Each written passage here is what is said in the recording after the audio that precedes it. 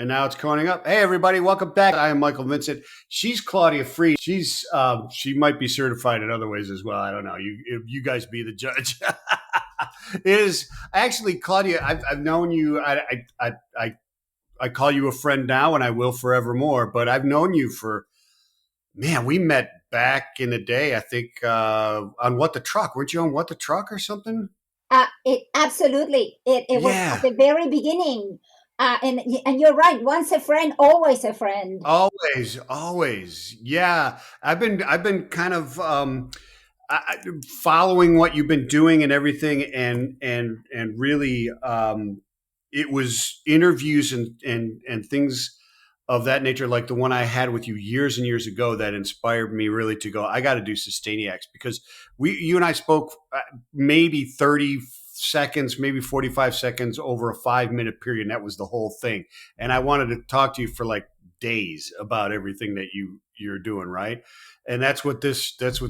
How have you been doing, anyways? Uh, well, it seems. First of all, I just love the name Sustainiac. I mean, you just have to put a smile on your face and really understand what this is about. And it does take a little bit of a nutty, crazy energy.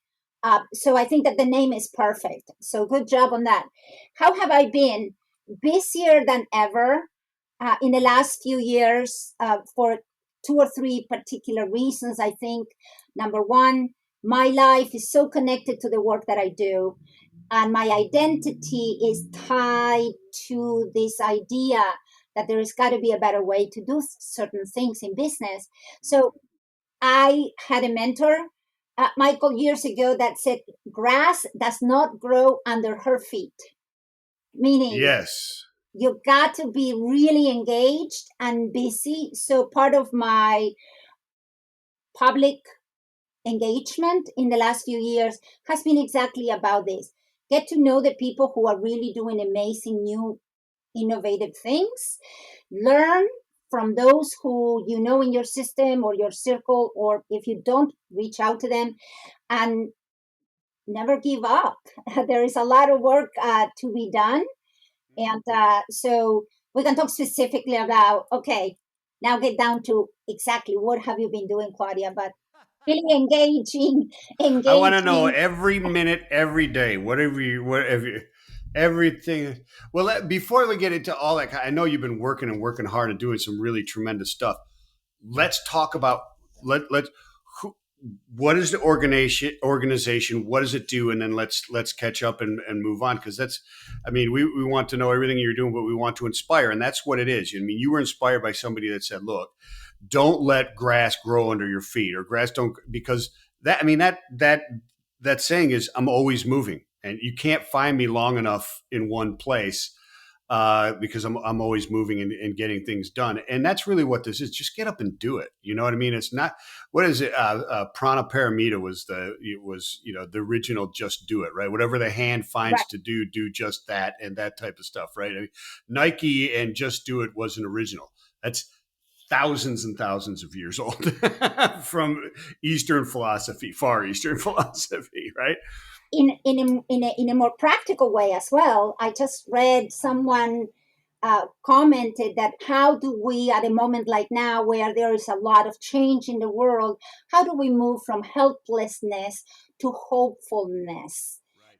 And we move from being helpless to being hopeful by doing things. So Exactly. the philosophy I've always had is very, I am blessed with a lot of energy and I cultivate that. We can talk a little bit about self-care to make sure that that well of energy is always full, but also moving with purpose. I think that we don't want to just run in place all the time. That's not helping anyone. But when you have a purpose, as the one that has been given to me by the organization that I run, EALgreen, and I tell you, um, when you connect with the purpose of an organization, your employer, your charity, your family, your university, whatever that larger vessel, that's where moving toward an aim, toward purpose, becomes efficient and effective. 42 years ago, I had the very good fortune to be in the right place at the right time. when an organization, which today we call EALgreen, was started by two entrepreneurs. There were two young fellows who had become successful in their jobs, and they had said to themselves, not if we become great and successful. They didn't say if, they said, when we achieve great success, we want to find a way to pay it forward, to give others the opportunities that were given to us to go to college on a scholarship. EALgreen became a business expression, a business model of the phrase paying it forward. Oh, wow. We Wow. do it in a very sustainable way. That's why we are Sustainiac fan number one, uh, because what was so clever and what inspires us every day about the EALgreen model is the ingenuity with which they did three things. First, they had a vision which was motivated by their personal story. So our personal stories really matter. And they had this vision of wanting, in this case, to pay it forward.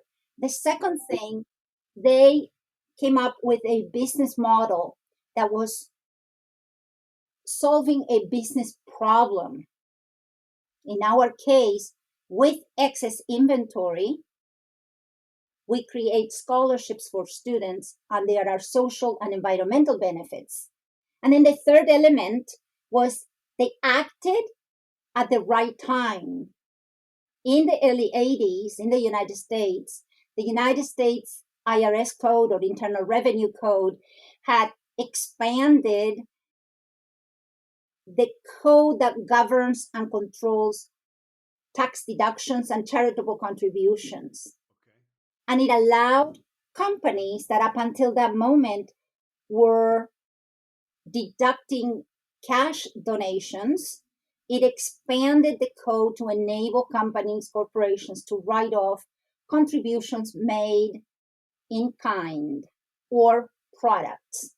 So, surplus materials, excess inventory, slow moving items, scratched, dented customer returns.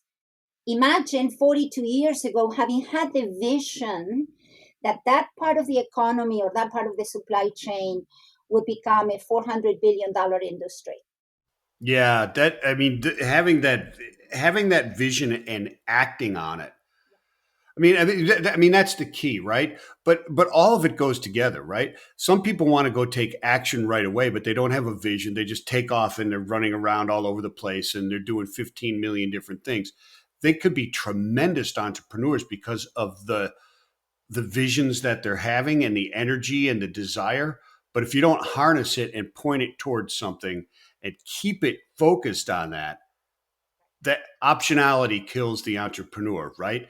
Um, but so Absolutely. EAL, and I always every time I always call it EAL, like it's like you guys are, and that's Right. not it.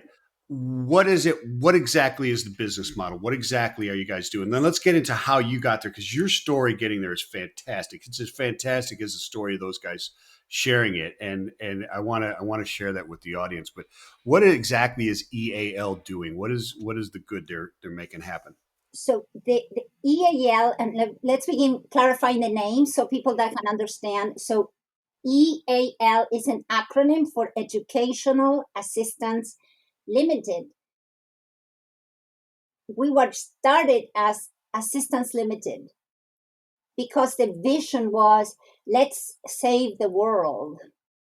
Soon after they were founded in 1982, the founders realized it was important to focus on education. And that's when they added the word Educational Assistance Limited. Yeah, because saving the world is a big task. You got to break it down into sections, right? Exactly.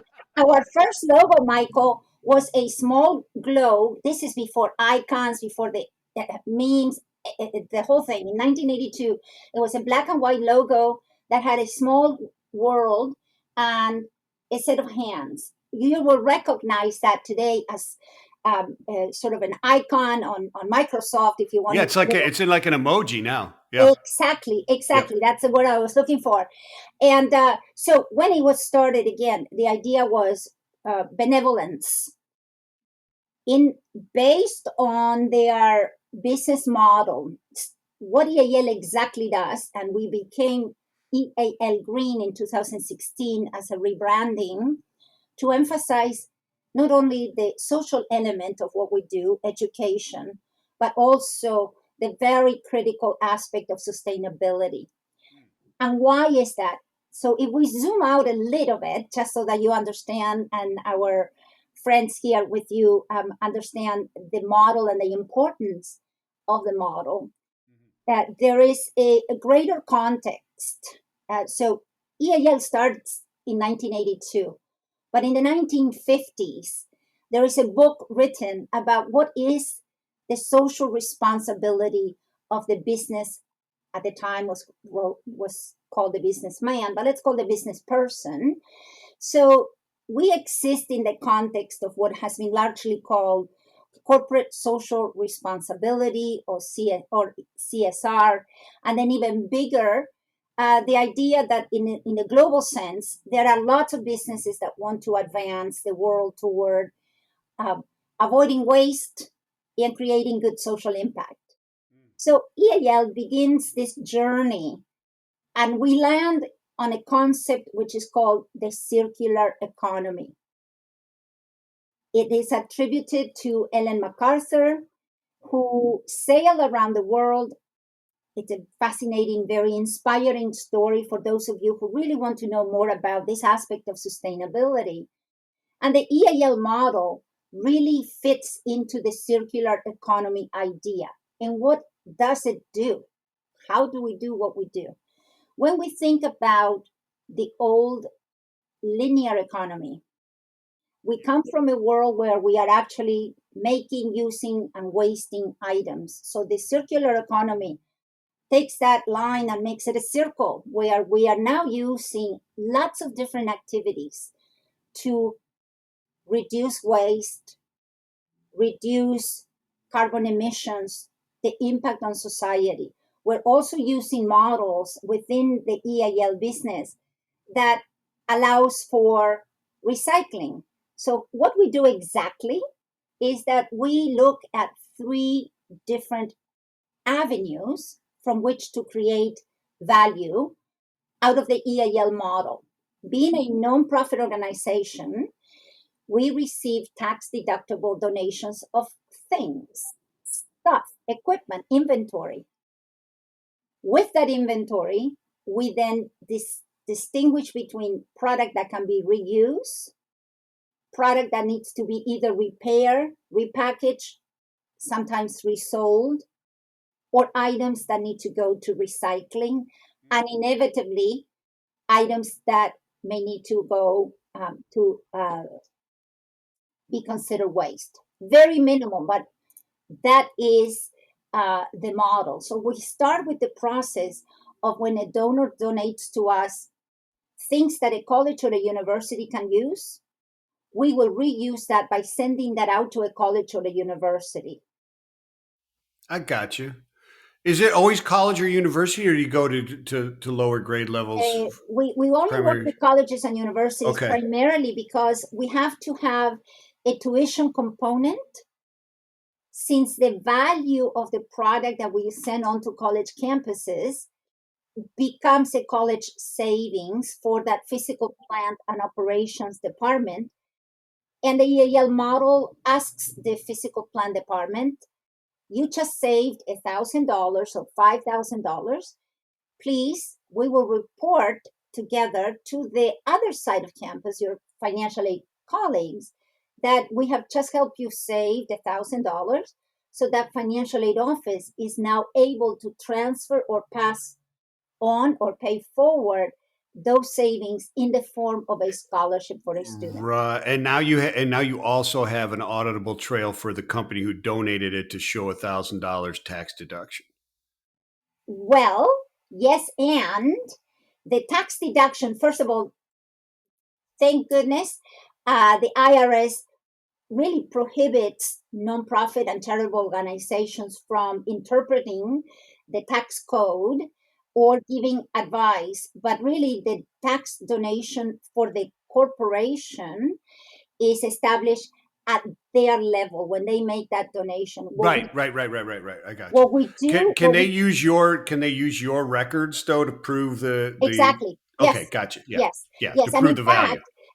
fact, what is to your point about the traceability, that is one of the reasons why digital transformation is so important, because now you truly have a trail, you have a record of from when that product came into the nonprofit's Yeah. custody, where does it go, how did it benefit the beneficiaries, and so there is that a lot of transparency, and why EAL continues to receive great rankings, either from great nonprofits or Charity Hub. Excuse me, not Charity Hub, they don't rank. Uh, Charity Navigator, where you are actually demonstrating to your supporters that you have good records, good governance, which is so essential when you are in the Yeah. nonprofit. You've got auditable data. You could prove what you got, where it went, and what the benefits were, and who received those benefits, which is tremendous stuff. So this is any type of distressed inventory, right? Really, I Yes, mean, it may not be anything, but I mean, it is that it's what it is. It's distressed for whatever reason. It could be a scratch and dent thing, but it could also be just refused merchandise or lost POs, um, yes, left over from the season stuff, yep. whatever it happens to be. Right? Is it just so you deal in anything? Right? I mean, are you dealing in foods and that type of stuff, or all non-perishable, or all like machinery or non-food items, or what You are you know, dealing? it's a great question, because it's one of those where if we don't have an outlet for a product that is offered to EAL, Mm-hmm. we have such a large network of other nonprofit organizations that, for example, in at the onset of COVID, when the airline industry was seeing a decline in bookings, they had a lot of leftover yogurts and nuts and cookies that are served Oh wow, to. yeah, all of those snacks, right? Exactly. I Yeah. mean, who doesn't want to complain about a pretzel or a little peanut bag, right?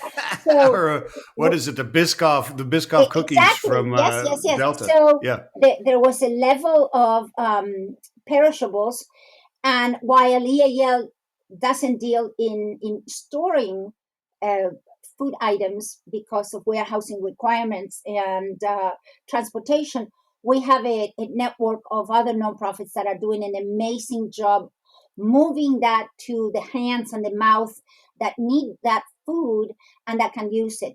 And whether it's a local food bank or a global charity, we help our donors, because our job is to be easy to do business with.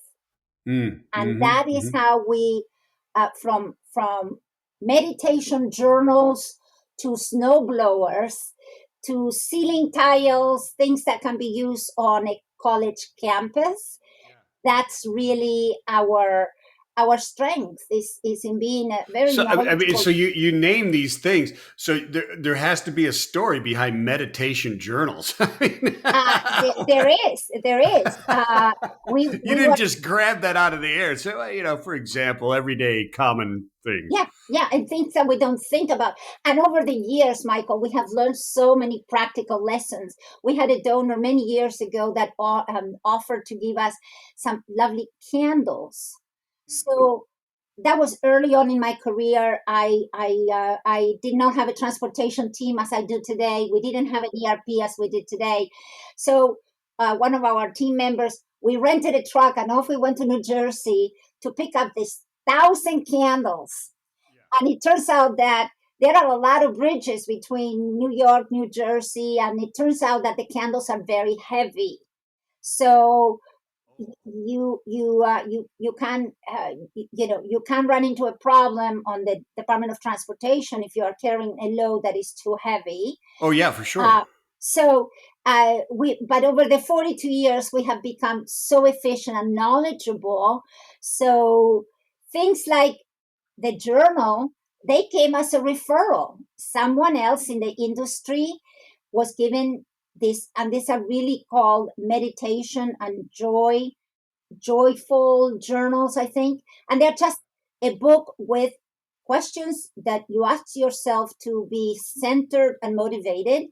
And our Got you. colleges and universities are required to only use the product for students and for operations on campus. The colleges cannot take the product and use it for a auction, for example, or Okay. to Okay. sell in their bookstore. These are products that they must use to benefit the students on campus. Got you. I got you. Yeah. Yeah. Yeah. That's very, very interesting. So you guys, in a sense, are. I mean, you're reverse logistics, right? Have you? So I mean, you really are. I mean, that's what it is, right? All this stuff is sitting there. We got to do something with it. I mean, you're not end of life. You're just like right. Exactly. It's not end of life recycling is not what you're doing. You're preventing stuff that never got a life from being tossed into right in a sense, right? So Well it's kind said. of yeah, it's been refused. It's not going to sell for whatever reason it happens to be. And therefore, you guys are an outlet, whether it goes through your channels Right. or you find somebody else who can help with that situation. So have you seen a big change or are you involved with major brands on their ongoing reverse logistics issues via like e-commerce, et cetera? Or are you still like kind of these lots that just kind of show up and you go, oh wow, got 10,000 Dell computers today. Right. Right. Let's do a deal with that. It's a really interesting question. On the one level, what you say about are we involved in the reverse logistics, and your point about extending the life, the useful life of something that maybe never had a life to begin with, right? Yeah. The idea is that in the reverse logistics space, there are many, many, many players. I've seen the business change in the Oh last yeah. 30 years significantly. On the one hand, we are almost brand agnostic. We are more about what is the value that can be extracted from a particular item that so many consumers, for example, will open up a box. My beloved mother in law, for example, received for one of her birthdays a digital scale. And she opened the digital scale and couldn't find an on button. And so put it back in the box and said, this thing doesn't work. Uh, and so thousands and thousands of iterations from distributors to e-commerce to brands that either make their own product or distribute the product for someone else. yeah. So in the early days, and I think that to a certain extent, if you look at the luxury brand sector, for example, there is tremendous trust that goes into this business of moving unwanted inventory. Yeah. If you think about the trust that has to go in preserving brand um, quality, brand Oh reputation. yeah, So that's the the big one. That's what I reputation, was going to get into. Is that brand reputation is yeah, they is can't key. just let anybody take their stuff, right? Because certain brands, if you take it and you dump it right back into the primary market, like North America, they won't let you do that. You've got to take it to a B market or a C market or a D, and you've got to prove that type of thing, right? And what you Do have you deal in that type of issues as well? all the Okay, time, because what we have done is get in front of the issue. So, for yeah, example, when a donation comes to us, we will probably know a little bit already about that brand, and yeah, we will probably know about the application for the product. And mm, we have had things over 42 years that go from even military components to things that are governed by um, agencies where you really need to know what is being offered to the charity as a donation and just yeah, be extremely able and capable of making informed decisions, right? yeah, But if Yeah. you're talking about regular things like retails or HVAC equipment, you are dealing with really a brand that is trying to do the right thing. So your job is to ensure that you understand before you touch the product, are there any restrictions? Number two, are there any transportation issues? Number Right. three, is this a one off or is this something that can happen regularly? Sure. Because Sure. one thing that we also learn, Michael, that is absolutely important to keep in mind is that social impact and more importantly, environmental impact requires infrastructure, and infrastructure requires investment. You cannot do this in the back of a van. No offense to anybody who is doing small resale or small bartering.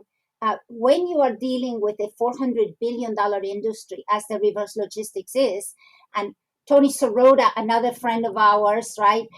They talk about in the National Retail Federation, the numbers are staggering, and that product can be reused, and the idea is to really minimize the amount that goes to recycling, and obviously eliminate, if possible, things related to landfill, because now we are not only looking at the physical space that these items need to find a home for, but we are now beginning to be a much more aware of energy footprint of all these activities, and Yeah. whether Yeah. it's Yeah.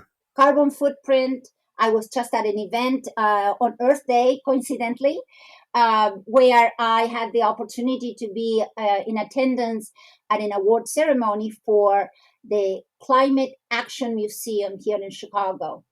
And the majority of the guests were architects. They are now not only looking at the carbon footprint of buildings, but they're now also, of course, looking at the water footprint of activities. So when we think about the world that we live in and all this product finding a new home, there is a tremendous amount of responsibility in doing the right thing with that product. Oh yeah. Though there definitely is the products that you're bringing in, or I guess more importantly, is how do the organizations interact with you that have these products, right? Do they you I mean you're I guess you answered yes, that you do have like certain contracts with people. You take anything that they have because you know what those products are, right? And then you have the one-offs that show up and that type of stuff, right? But you got to know what the stuff is. How I mean, obviously you've learned it, but you had to learn how to prevent yourself from becoming a dumping ground, right? There are those that try to take advantage of you, right? Yes, and they shall remain nameless. Well, I wasn't going down that. I wasn't going down that road. I was more like, I wanted to go down the road. Like, Claudia, have you ever had like a newbie come in and you go, yeah, you probably shouldn't have taken in that load Right. of whatever Well, it is. We're really not, exactly. we're really not qualified to deal with spent Right. uranium. Exactly. Well, I tell you, it's really an important point about running and growing a business and what is required, right? I mean, Yeah. in this job, you have to have real sharp skills for making decisions. You are going to be confronted with stuff, so you have to have a really understanding of the risk tolerance in some of these things. Yeah. And at EAL, we really inspect the opportunity and the relationship, more importantly, right? Yeah. Yeah. Uh, Yeah. Yeah. but there are things that you're like, yeah, those candles, man, that was not good. That was a mistake. Yeah, we shouldn't have. That was not good. And We but you open the box and you go, well, we really probably shouldn't have this. right, right. Actually, But there are other things that are really important to highlight. For example, there are things that are intuitively good. Like you yeah, would say, ceiling tiles. Of course, we deal with colleges and universities, and we think sure. about ceiling tiles. Well, Armstrong has a fantastic recycling program, because if you get stuck with ceiling tiles, very likely you will have a bunch of ceiling tiles that are different color, different sizes, different specs. and they're Mm. very hard to recycle. So how do you do that? Well, it turns out that Armstrong will work with charities, talk about maybe even Habitat for Humanity, who are the leaders in the building and construction space, and they will work and send a truck, and you can load your tiles, and you know that then Armstrong has the capacity, the infrastructure, the technology to recycle that. And in fact, they have a program where they cut up and they recycle the miscellaneous ceiling tiles. Oh, okay. So actual mechanical recycling these, not repurposing them somewhere else. Exactly. Yeah. Got you. So Yeah. there are a lot of examples, and more brands are beginning to discover that they can. That's another way of adding kudos to their brand, because this transparency about what is happening with the product that we make that ends up in being waste. And so a lot of commitment is being made around the idea of how do we prevent waste. At the consumer side, I always love to say that how do we prevent waste as consumers? We do the first R in this long list of about 10 activities that start with the letter RE. Okay. Okay, reuse is an example of a word that starts with RE. Right. Recycle, right? But the first one in consumerism is refuse or reject. We must do better at not buying 10,000 things that we don't need anymore. But that is You're my okay. Yeah. Now you got to reverse our entire society. I not that I don't disagree with you, but good luck with that one. exactly. That's a tough one I because I mean the ease of now you can e-commerce and have it here in 2 hours and stuff like that. We're buying all kinds of crap we don't need. I mean, yeah, it's out of control with how much we can consume. It's ridiculous. I argue that, and I've been in logistics forever, and I always argue, look, the consumer didn't say, I need to be able to buy anything I want online right now and have it in 2 hours. That's baloney. The consumer never demanded that. Industry e-commerce figured out how to make it easy for you to impulse buy and have it as soon as possible, instant gratification. It's exploitation of the consumer, period, the end. You can't convince me different. But I tell you, but this is the courage side of the conversations, right? To yeah, have the it is. courage. And again, I just received my second certificate on a concept called um, uh, uh, I, of course, I'm blanking now. Of course. Why wouldn't you? um, I can start Conscious guessing. capitalism. Yes, conscious capitalism is what I always want to get to. Yes, Okay. because you said some things, like CSR and so those people attach that and they start putting negatives towards it, right? Because you put in corporate social responsibility. Well, it sounds like you're a bunch of tree huggers and you don't care about business. No, conscious capitalism is where things used to be and where they need to be. Extraction of wealth for extraction of wealth's sake is not how to do business. It's wrong. There you I go. would not. I would not say that we are ready for those conversations in a fabulous podcast as you are having here today. Only because I think that it's still a concept where it's so individualistic. It is. I come from Argentina, where for years and years and years, our entire economy was hyperinflation. You couldn't plan for what to eat for dinner tonight because by that time, the pasta, the gnocchi is going to be 30% higher. So, but I came to the US and I understand the principles of capitalism for the purpose of being an engine, in my view, for being able to give me the opportunity that it gave me to come from Argentina with Yeah. nothing, get a degree, apply that degree in something that I love, study economics, contribute that to running EAL because it really did change my life, and we haven't even talked about that yet. But the idea that there is an element to your point about the ease with which e-commerce talk about return policy at the store, Yeah. You bring the stuff whenever, no questions asked. So to a certain extent, there is that broader issue, and I don't see any CEO saying my forecast intentionally is going to lower sales. So I understand, and I am not uh, suggesting that we all have the same. We should give up necessarily if you are able to uh, enjoy certain things. Shall we say, material benefits in your life, and that you are able to do that. I believe in having that choice, right? Yeah. Oh, for sure. For As a sure. business, the model for EAL, I hope that you remember at the beginning, I said this was based on this idea intentionally to pay it forward. Right. So Right. we don't process those trailer loads of snow blowers and handheld multimeters or little shovels, or if we don't process the inventory that is donated to us by our donors in an efficient way, we don't create value for society. We don't create funding for EAL because we are self funded, and we're really not meeting our mission. So we understand that we approach every decision at EAL as if it's the most important business decision we will ever make. Every day. That's how we think. Yeah.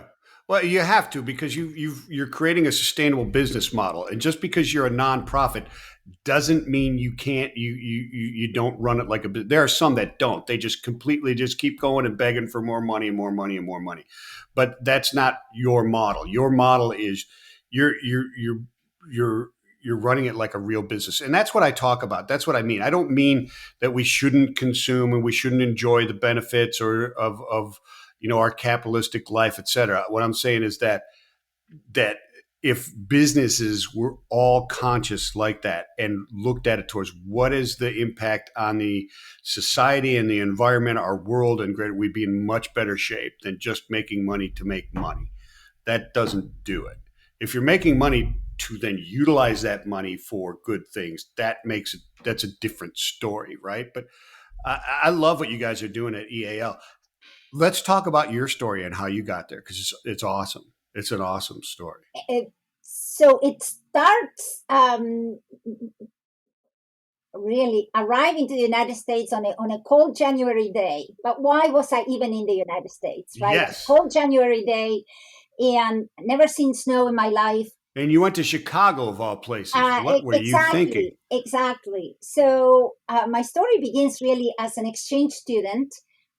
Many seniors in high school around the world, in fact, are uh, able to participate in cultural exchange student programs. And I was in Argentina. I had announced to my mother that I wanted to learn to speak English, and she's like, "Huh, how are you going to do that?" And it turns out Yeah. that there was an organization that promoted cultural and educational exchange programs between Argentina and the US. I came, I was placed as an exchange student, is matched with an American family right outside Purdue University Okay. in Indiana. But the Yeah. 6 months exchange student experience ended because you go to high school for 6 months and then you go back home. And after about 6 months of being back in Argentina, utilizing my very limited English skills, my American family invited me to come back to the United States Oh and wow. go to college. So it was their act of kindness that really opened that first door for me. This American family knew one of the two fellows who had founded EAL, Oh wow. and they knew them through their church connection, their corporate connections, their professional network. And I arrived and I said, I don't really have a plan for paying for college. And my dream was to be a college student and study medicine. But as I tell everyone now, I married a doctor instead. So it worked. That's the easier way to get through medical school, right? Check Just the marry a doctor. box. Yes, yes. My husband Mark, he probably is like tired of that line, but it's It's okay. Yes. awesome line. That's Uh, awesome. he's a wonderful guy. So in 1982, EAL starts, and they needed the first student to apply for a scholarship. They had the first college, North Park University here in Chicago, and the first donor, W. Granger, the wholesale Oh, yeah, distributor. absolutely.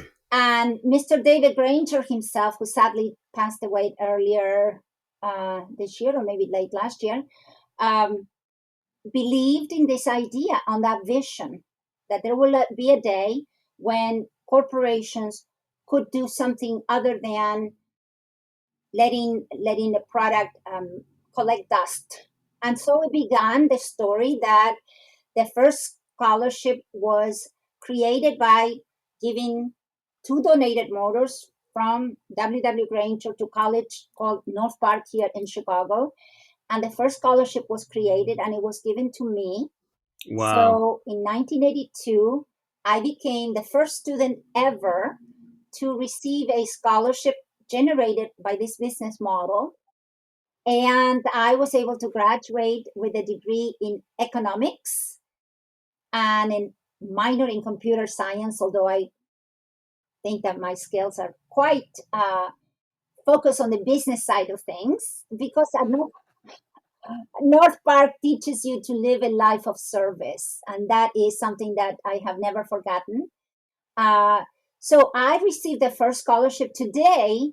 42 years later, we have helped over 25,000 students with scholarships, over $39 million worth of scholarships generated on college campuses by providing donated inventory to improve and run their campuses. And that is That our story. that is an amazing story. That is an amazing story.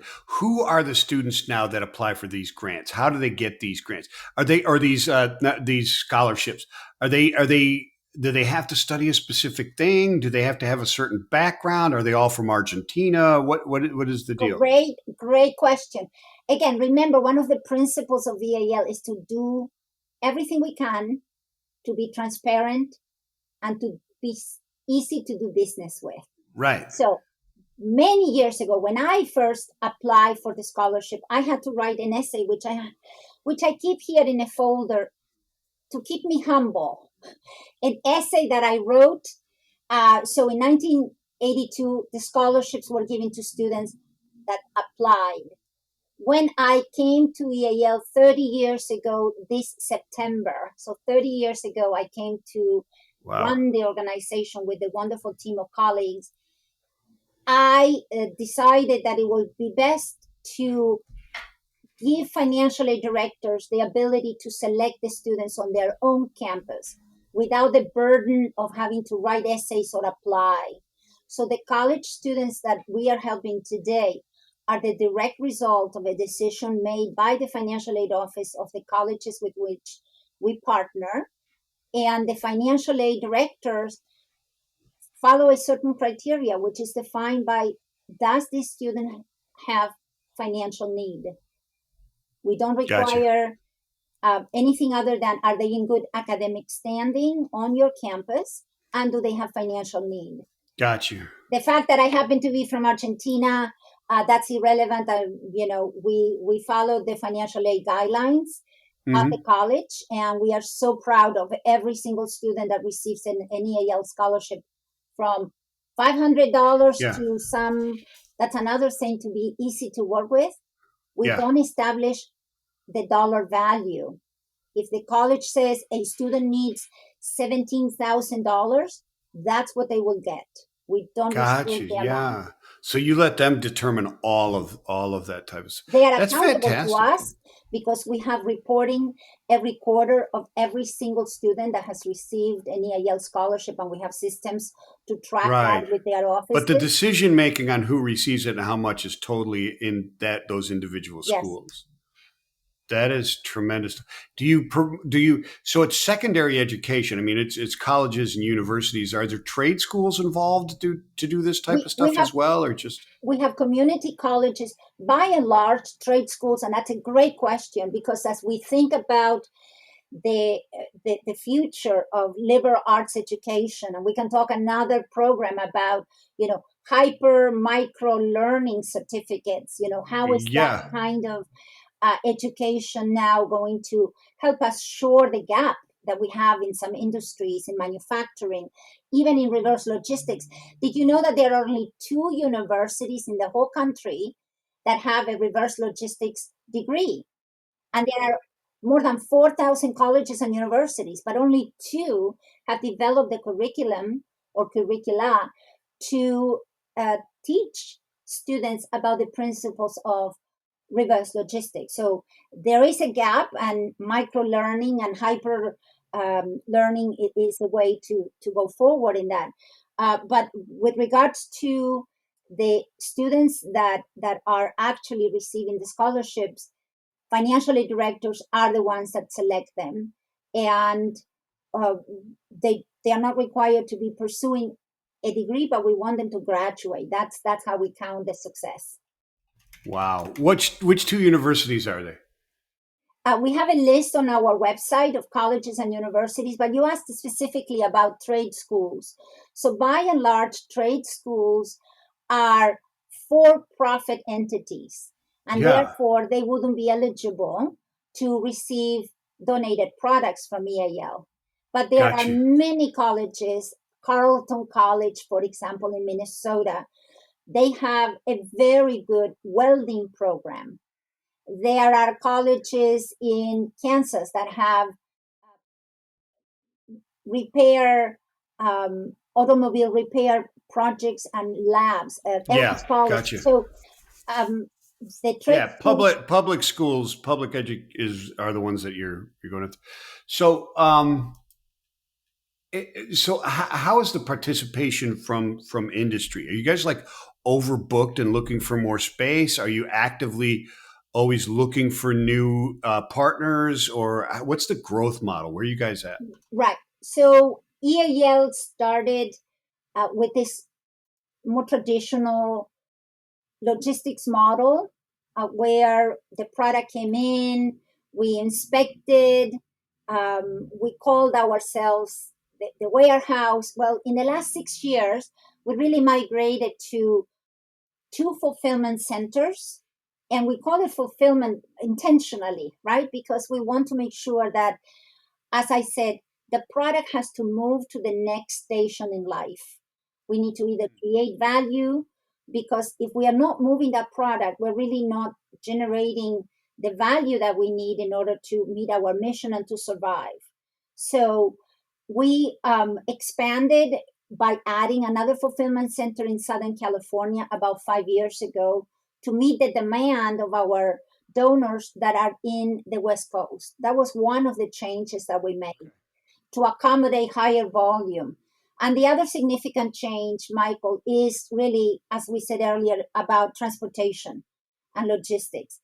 Donors recognize that they're giving product away for free, and they want to be able to work with a partner that is going to have the capacity, the capability, and the technology to do a live load, drop a trailer. I want to fill a trailer every Tuesday. So EAL has had to develop the capacity for managing transportation, and not Yeah. every nonprofit is able to do that.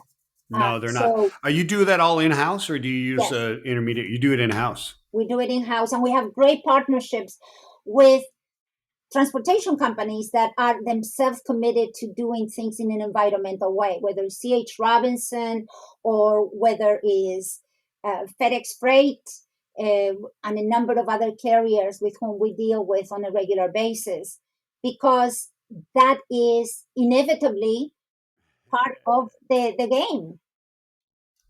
Yeah, it really is part of the. I mean, well, you have to have the logistics. You have to have it down. You've got to be able to service those people because they're giving away for free. So you got to handle that stuff, Right, right? exactly. Because that was the other thing I was going to ask. There's no way for money to exchange hands back. I mean, you utilize money to support your because you self fund yourself, right? Correct.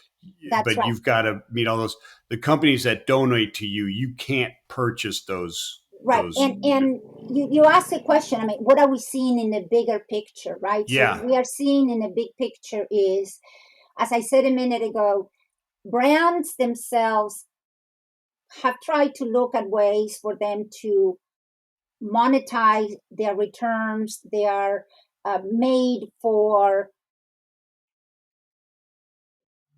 the discount store brands, those discount malls where you have their own brands having their little discount store. So there is that element of companies looking to manage their own life cycle of products that probably are not selling online or that have an imperfection or are returned. So there is that model, and that continues. uh, Now you're seeing that more stores are doing that in their main brick and mortar. You have the Home Depots where you can actually go and you know that the package was open and it's being sold as a return on site. So that is happening. But what we are seeing as well is that there are many small, medium companies that are buying inventory, and companies are looking to monetize their returns. Um, Yeah, for sure. many people are doing that. So there is a level, and we didn't even talk about the 3PL, so the third party logistics world, where companies are trusting their entire return supply chain for returns to a third party vendor through technology. So we have great partnerships with Return Pro, for example, out in Florida. There are several others that are really getting into this idea of how to monetize, but regardless of how efficient your monetization is, there's always going to be a portion of that load that is not good enough for resale and really too good for landfill. So that is the gap that we cover.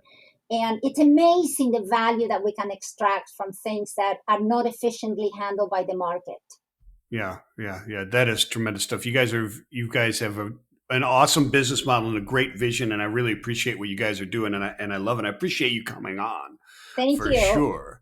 I love your story. We finally reconnected again after these years to get this story out there because it's tremendous. It's tremendous stuff. Who is Do schools reach out to you to get involved? Or so how do they do it?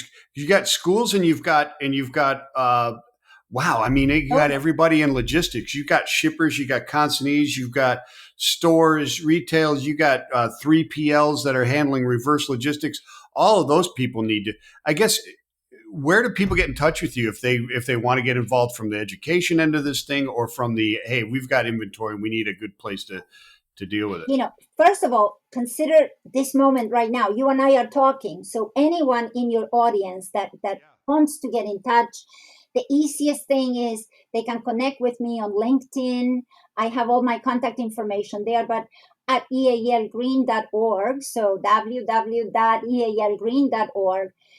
We are also very active on two other platforms, or shall I say communities. One is, if any of your listeners are in the Reverse Logistics Association. So we are members there, and I just love the model of a association because I know how hard membership development teams work to establish community. And so, if you are an RLA member, there is committees and groups we can get connected. And a more recent one, Hardy, HARDI, that's the organization for members of wholesale distributors of heating equipment and refrigeration in North America. Amazing group of people. But the main thing is, if anyone is interested, they can send me an email at Claudia at EALgreen.org, or they can visit our website and send us hey, give us a call, and we will be happy to talk to you.